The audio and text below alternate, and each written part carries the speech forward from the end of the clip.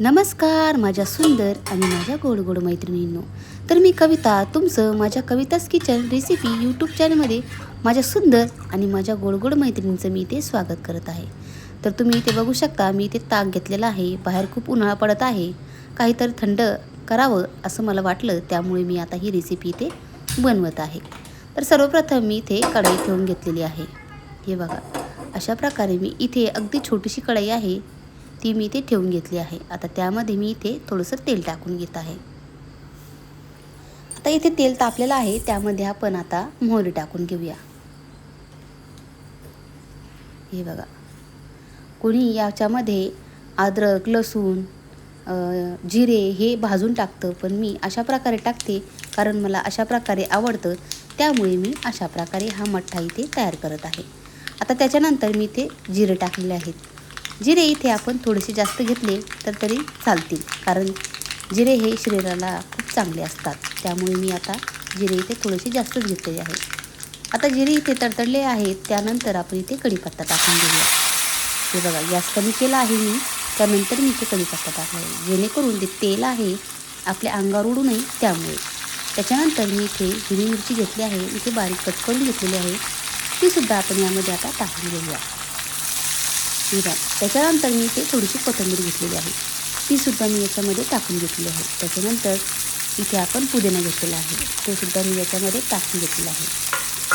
आता आपल्याला याच्यामध्ये आपल्याला थोडीशी साखर टाकायची आहे. आपल्या ते छोटी वाटी आहे, ते मी इथे 2 वाट्या घेतलेल्या आहेत. अशा प्रकारे मठ्ठा तुम्ही एकदा तयार करून बघा आणि कमेंटमध्ये नक्की सांगा, तुम्हाला हा मठ्ठा अशा प्रकारे आवडतो का भाजून आवडतो, कमेंटमध्ये नक्की सांगा. हे बघा, मी आता यामध्ये थोडंसं इथे मीठसुद्धा टाकून घेत आहे. आपण याच्यामध्ये आता साखर टाकलेली आहे, त्याच्यानंतर आता आपण काय करूया, यामध्ये मीठ टाकूया, कारण आपल्या मठ्ठ्याला खट्टा मिठा टेस्ट येईल आणि मठ्ठा आपल्याला खायलासुद्धा पियायलासुद्धा टेस्टी लागेल. हे बघा, अशा प्रकारे मी इथे मठ्ठा तयार केलेला आहे.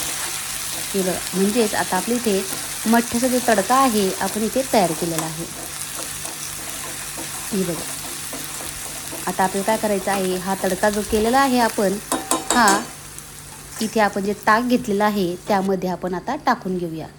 हे बघा, अशा प्रकारे हा तडका जो आहे आपल्याला याच्यामध्ये टाकून घ्यायचा आहे आणि इथे व्यवस्थित आपल्याला हे तडका जो आहे व्यवस्थित इथे मिक्स करायचा आहे. आता इथे रात्रीचा वेळ आहे, मी रात्री केलेला आहे आणि हा सकाळी म्हणजेच दुपारी पिण्यासाठी आपला हा मठ्ठा जो आहे इथे तयार आहे. हा मी इथे आता रात्रभर फ्रीजमध्ये ठेवून देणार आहे.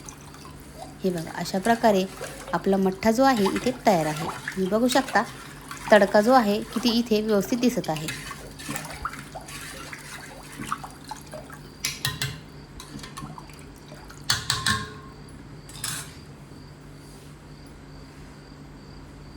हे बघा, अशा प्रकारे मी मठ्ठा जो आहे इथे तयार केलेला आहे. तुम्हाला अगदी मी इथे जवळून सुद्धा दाखवते. हे बघा,